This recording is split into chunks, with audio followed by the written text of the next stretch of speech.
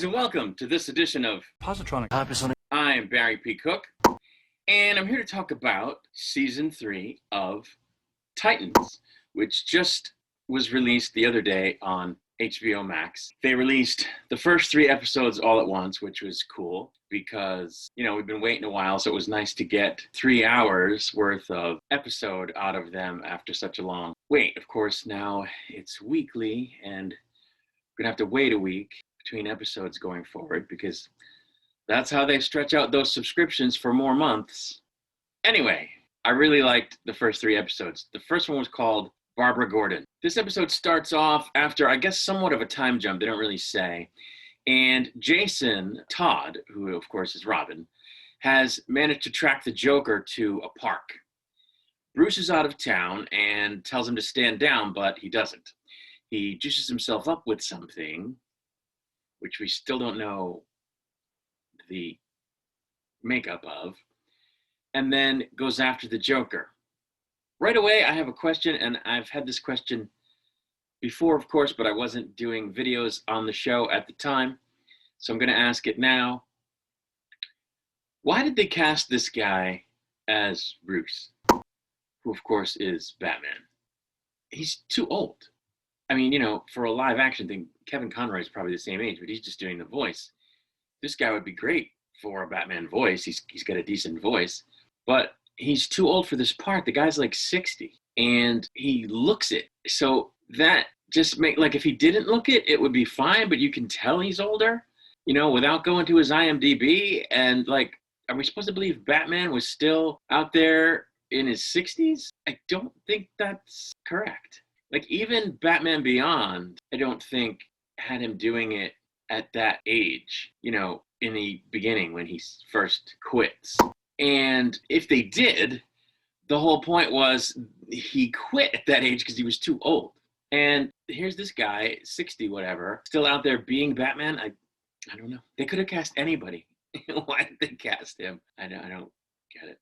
I don't understand. Anyway, Jason ends up finding the Joker, and the Joker basically sucker punches him, sneaks up behind him, whatever. And then, just like the Joker did in the comics, he bludgeons Tim to death. From there, we move to a scene where the Titans are confronting some criminals who are trying to steal a bioweapon. Starfire was there. She looked great in the new outfit. I think it's a great outfit. I hated her look in the first 2 seasons with that awful dress and the awful coat. She looks great now. The team corners the guys, and Connor tells Crypto to release his power bark, I guess you could call it. And it's kind of like the canary cry, but it's, deeper. It's not high-pitched. And it just sort of takes out the leader and whatever of this group. I guess he was the only one standing at that point, and it took him down. We then see a scene where the news is there and the police are there, and they're sort of helping with the cleanup.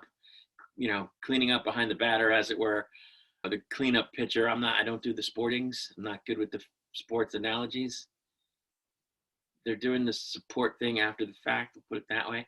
And it turns out that the Titans are now recognized by law enforcement, which I might be forgetting something from the first 2 seasons, but I didn't think that was the case. They were kind of on the outs or just sort of there and not officially recognized by law enforcement as crime fighters. So that's kind of cool that they are now. Then we switch over to a scene of a kid who's delivering food and has a little bit of a run-in with the cops where he has to sort of talk his way out of it. And we realize that this is Tim Drake. He's a huge fan of Batman and all the Bat stuff in Gotham. And he returns to his, place of operations after delivering his food just in time to see the news report of Jason Todd being found dead. And someone says to him, "Oh, Tim, I'm so sorry," because they know he's a huge fan of Batman and Robin and all that. So this is obviously Tim Drake. And of course, we know he's the next Robin in the comics. But it looks like a few days go by, and then we have a scene where Dick visits Bruce at Wayne Manor. And for Dick, this is a coming home moment because he, of course, has been living in San Francisco with the Titans, and he comes back to Gotham to visit Bruce, whom he finds in the Batcave. He goes down there. There's the T-Rex, but it's in the form of a hologram, which is cool. I think the I think Two-Face's coin was there as well, a giant coin as a hologram. I don't remember. There were a couple of different giant holograms, which is cool. And it turns out that in typical fashion, Bruce is in denial. He's burying it. You know, his feelings about what happened and his relationship with Jason and all of that. And of course, Dick picks up on that and notes that instead of sort of sitting with it and experiencing it, Bruce is already investigating a new serial killer in town. He's already, back at the bat thing. And this sort of disturbs Dick a little bit.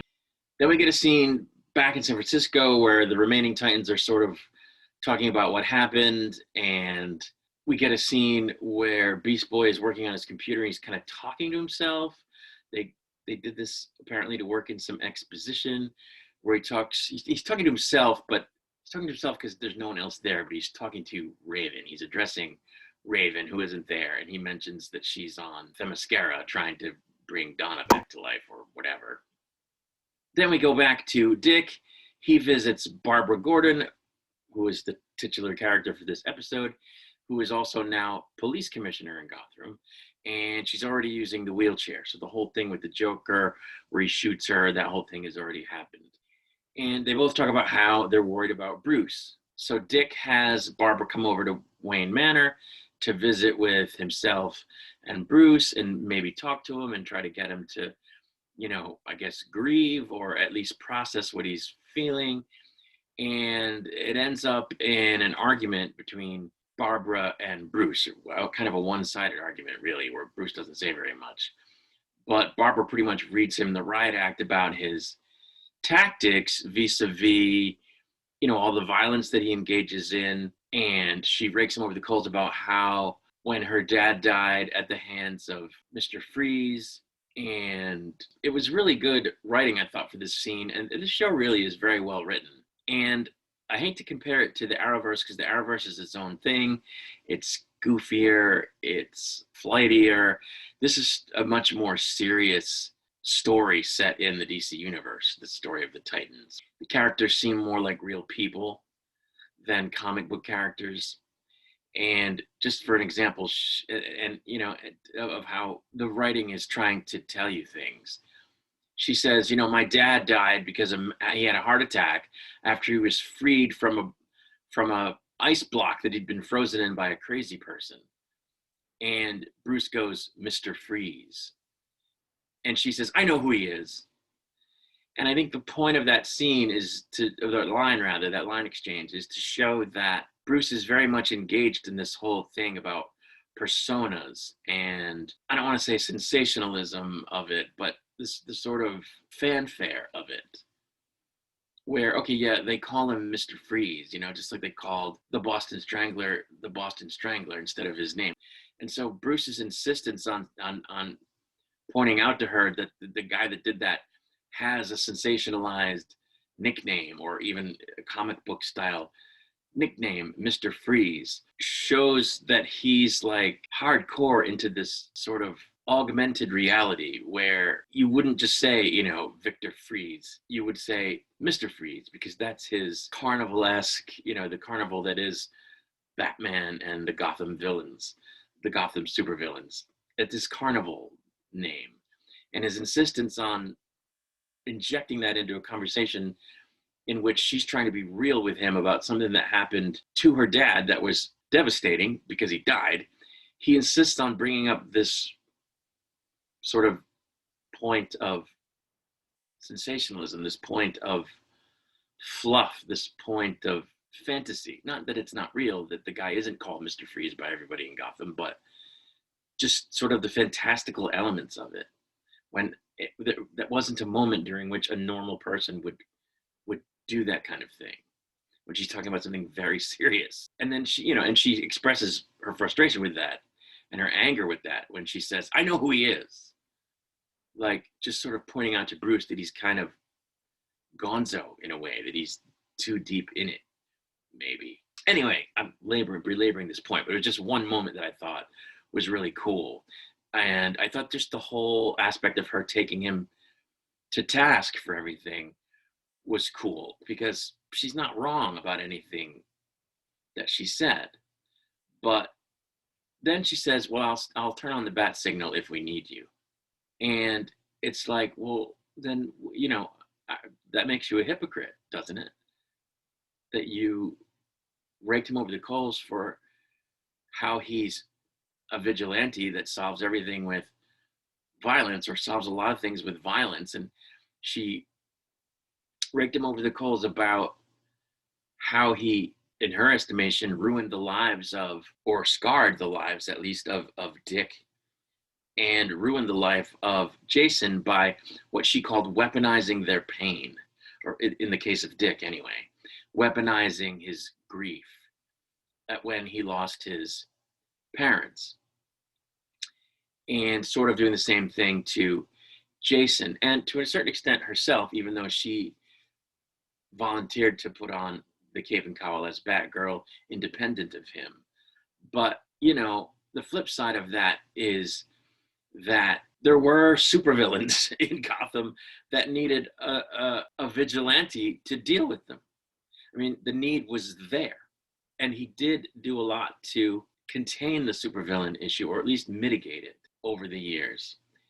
And I didn't think it was entirely fair that she went after him. One thing she said too was that she thinks that he hasn't done everything he can to keep the Joker contained, because she thinks he would have found some way, somewhere to put him, done something to make sure that he didn't keep getting out, which she thinks he sort of allows to happen so that he can keep chasing him, so that he has that constant foil.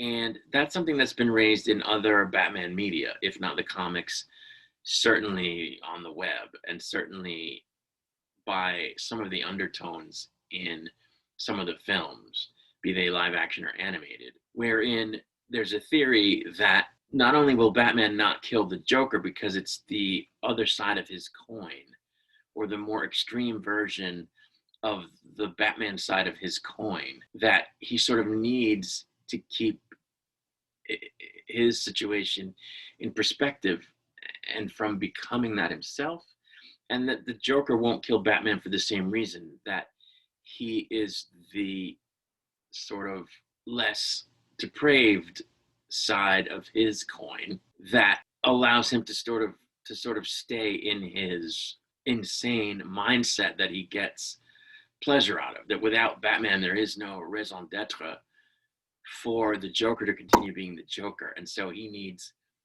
Batman because it is a twisted motivation for him to continue on living the way he's living.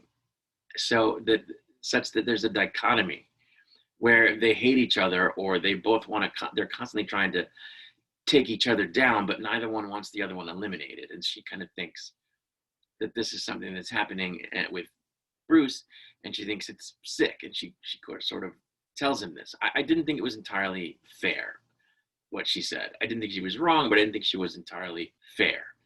I think everyone would agree that Batman could use a psychologist or a psychiatrist, and that he flirts every day and every night with going off the deep end. And I think that's what she was trying to say. Anyway, Dick is investigating what happened to Jason. He finds his lab, but he can't identify the chemical that he finds because it's kind of just remnants. And he even runs it to the back computer, and the computer can't identify it. So nobody knows what it is, not the audience, not Dick, nobody. At this point, Dick argues with Bruce about how he's looking for new recruits. I guess that didn't come up in the previous argument, but it comes up in this scene. So after this confrontation, Bruce goes out and kills the Joker and quits being Batman, and basically tells Dick that Gotham is his now, and tells him to be a better Batman. And that's where the first episode of season 3 ended. The second episode was called Red Hood. It starts out with a bunch of crime bosses in a meeting to discuss the developments. Joker's gone, Batman's gone. And they're interrupted during this meeting by Red Hood, who has all of the bosses' second in command's heads in a bag and says, I've taken out all your second in command people. I can take you out. So I'm going to offer you protection, and you're going to cut me in. And they sort of, I guess, agree to it. I think I would have opened episode 1 with that, and then sort of done everything from episode 1 in a flashback, just because, we all know from the comics that Jason becomes Red Hood. So I don't know. I think it would have been more sensational if they more wow, if they'd opened with that kind of thing and then flashback to how we got there. But anyway, turns out that Hawk is now a Schwinn cop, a bicycle cop in Gotham, which is weird, but there you go. Dick has yet another meeting with Barbara, and during this meeting, she shows him footage of a girl with a red hood who asked for Nightwing, and Dick references the fact that the Joker began his criminal career as Red Hood. So Dick decides he's going to call the Titans in after talking to her to come to Gotham from San Francisco. But he goes to see this woman as Nightwing. I guess she's in like jail. And it turns out she has a number carved in her arm, a phone number. And when they call the phone number from outside the room, as they're looking through the glass, she kind of goes nuts and foams at the mouth and freaks out and has kind of like a seizure, and she snaps her own neck. So it turns out that when you dialed the phone, it released a chemical that killed her, which is very bizarre. So Barbara decides that they have to call in some help, sort of a psychological profiler, to figure out, a profile for this person so they can stop them. And it's at this point that she reveals that Gotham PD has been working with Dr. Jonathan Crane in this capacity for some time. And of course, Dr. Jonathan Crane is Scarecrow, who is out of his mind and who's been terrorizing Gotham with fear toxin and so forth for a very long time. This does not sit very well with Dick at first, but he decides to go and visit with Crane eventually, and we'll get to that. In the interim, Starfire keeps, I guess you'd call it vibing Jason. She keeps picking up on a sort of experience that Jason had after he was supposedly killed. She doesn't realize it's Jason, but we do. And so it was really kind of creepy. And she's talking on the phone with someone, and she references the fact that there's been a death in the family, which of course is the title of the DC comic story in which Jason is killed back in the 80s. Anyway, Dick, as I said, goes and visits Crane. He tells Dick that whoever sent the woman must know who Nightwing is and is jealous of Nightwing, and that the woman was just his opening move, this whole thing with sending the woman and having her kill herself and all of that, and that he's got more moves planned. And he references it as being the bird's open, which is, I guess, an opening strategy in chess. And when Dick investigates it, it turns out that it indicates Robin. It was used to send the clue of Robin, which of course makes sense because Jason was Robin and Dick is Robin, or was Robin, that whole thing. I just want to say that it was really cool that they brought in Scarecrow. This show is, doing a great job, especially this season, of hitting all the, I don't want to call them Easter eggs or fan service, because that's an overused term, but they're firing on all pistons when it comes to bringing up everything Gotham. They have Mr. Freeze, you've got Joker, you've got Scarecrow, you've got Barbara Gordon, and she's in the wheelchair, and it, references her time as Batgirl. It's just hitting all the points, and I think that's really cool. It's something that Batwoman hasn't done quite as well. They've sort of started doing that.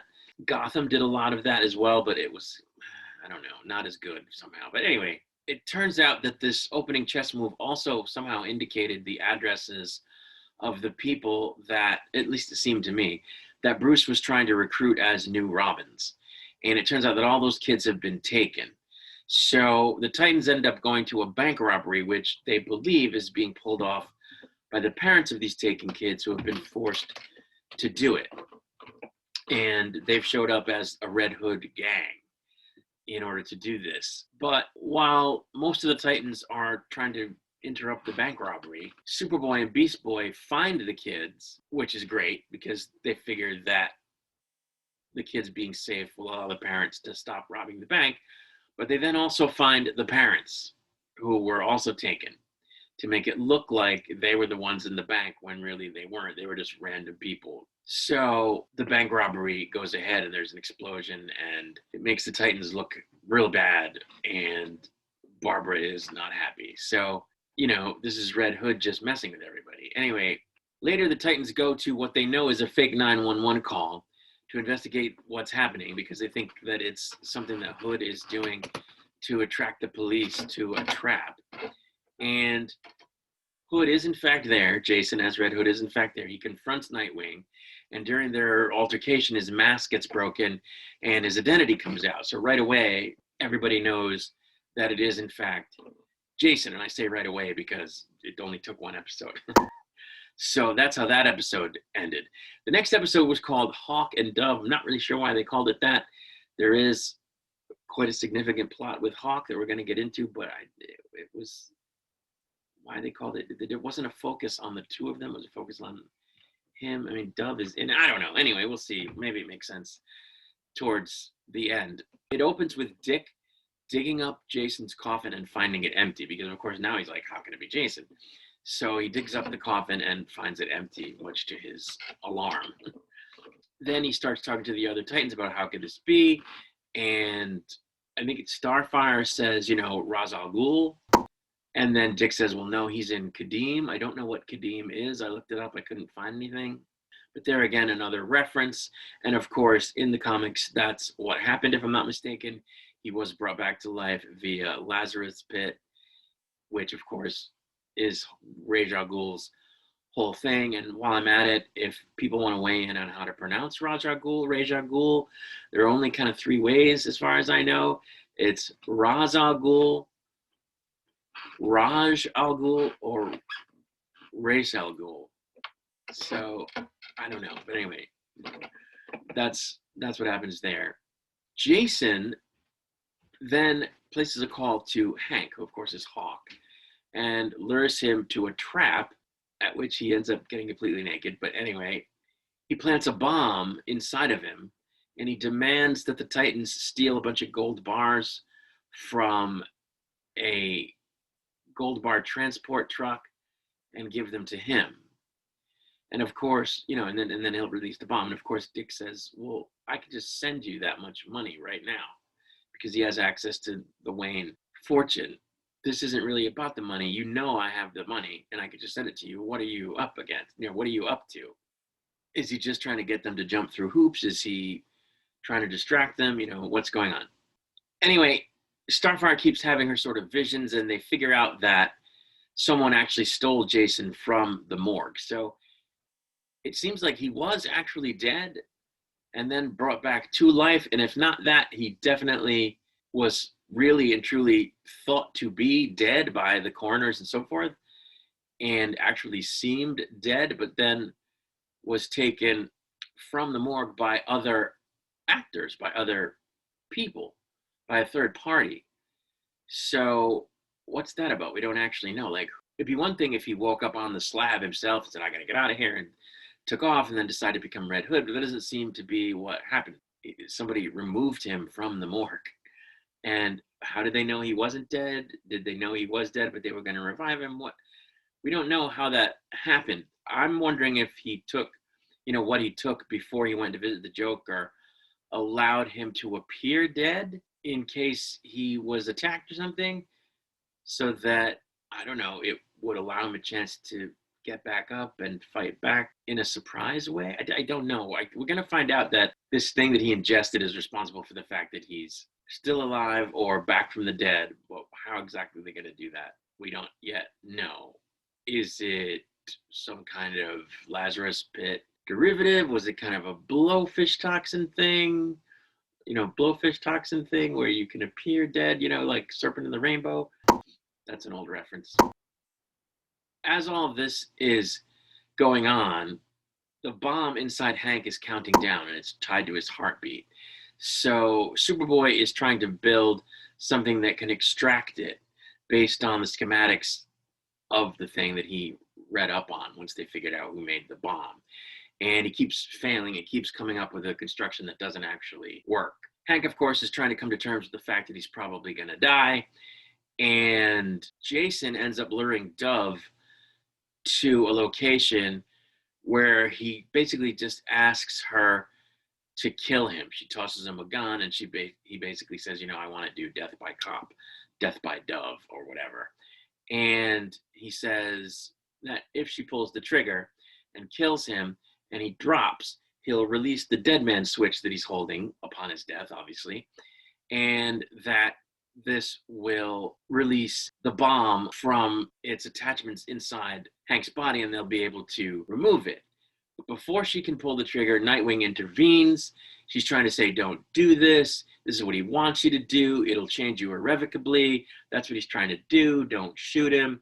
But she fires the gun, and instead of firing a bullet at Jason, it actually blows the bomb nanoseconds before Superboy could get there, after finally making a correct extractor, a correctly configured extractor, because Jason had rigged the trigger to be the detonator, which blew the bomb sooner than it was going to blow by a few seconds at the end of a countdown, meaning that Jason had just tricked Dove into killing Hawk or Hank, when had she not pulled the trigger, he very likely would have survived, because Superboy would have gotten there in time. Superboy, I call him Superboy, they call him Connor.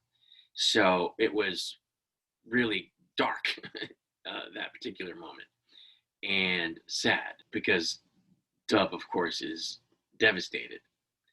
Not only that Hank is gone, but that she's the reason. So we're going to see the fallout from that whole thing in regards to her character in the upcoming episodes. But that was where episode 3 ended. So I thought that the premiere of season 3 was really, really good. I liked where they're going so far. I like the atmosphere, the tone, the mood. I like that they're hitting all the, key points about the whole Batman versus supervillain thing, which is a little weird because the Titans were not Gotham-centric in the comics, but I'm all for it. I think Gotham is a perfect backdrop for a show about the Titans, and the whole Batman thing really fits well with this show because it's centered around the leader of the Titans, who of course is Dick Grayson. So I think this season's going to be really, really good. I thought these first 3 episodes were really, really good. The only critiques I have, like I said, I don't like the casting for Bruce Batman. I don't understand why they did that. And the other critique I have is that, in the comics, when Jason comes back as Red Hood, it's after a number of years away from Gotham. And it's after a bunch of sort of conditioning that he goes through, either by choice or by circumstance, living in Nandor Parbat, or living with members of the Leagues of Assassin, Talia al Ghul, Nissa al Ghul, whoever, Raish, I don't remember which one, or if it was all of them or what, but that whole situation. And, in the comics, it's after having been exposed to the Lazarus Pit, which always sort of makes people a little crazy, or tends to make people a little crazy when they go through it. So the Red Hood that we get in the comics is sort of this really deranged, really traumatized, having come back from the dead, having experienced death, and come back from it. They're just really messed up, like to an extreme level, and really angry, and, seeing red, basically, we would say, just nothing but vengeance, nothing but hate, where, Batman sort of deals with that, but he keeps it in check. This Red Hood on the show is not that. It's basically just like a 19-year-old Jason who is a little bit pissed and a little bit jaded and a little bit misguided, and it doesn't come off as powerfully as the Red Hood did in the comics. And in this, they're sort of replaced Batman with Dick, where in the comics, he kind of really goes hard after Batman and after Bruce. And Bruce has to deal with the revelation that, oh my God, I had a hand in creating this, because part of his trauma is what he went through with Bruce and Batman. And the other part of it is what he went through after dying and coming back to life and being with the League of Assassins, which you could say Bruce had a role in causing. So it's much more of a sort of a head fuck, if you will, in the comics than it is here. He's just sort of coming off as a whiny, pissed off brat, as opposed to this hardened, like super hardened 27-year-old or 25-year-old product or partial product of time with the League of Assassins, and just comes off much harder and much darker in the comics, and even the Arkham Knight video game. Here it's just Jason. He's just being kind of a jerk, by comparison. I mean, killing Hank was pretty dark and pretty horrible, but he's just coming off kind of like a poor man's Red Hood, so I'm not loving it. We'll have to see if that improves. This happened, of course, because they wanted to get into the Red Hood thing, which is very cool, but they didn't, I guess, want to do a huge time jump, and they had already established that Jason was a certain age, and so they didn't really have a choice but to sort of try to make it work with him at that age, and I don't think it's working so far, but we'll have to see. We'll have to see how they develop it going forward. But that's all I have to say about the first 3 episodes of the Titans or Titans. I will do, of course, more reviews of the episodes as they come out. For now, I'm going to take my leave, and I say again, as always, peace and long life.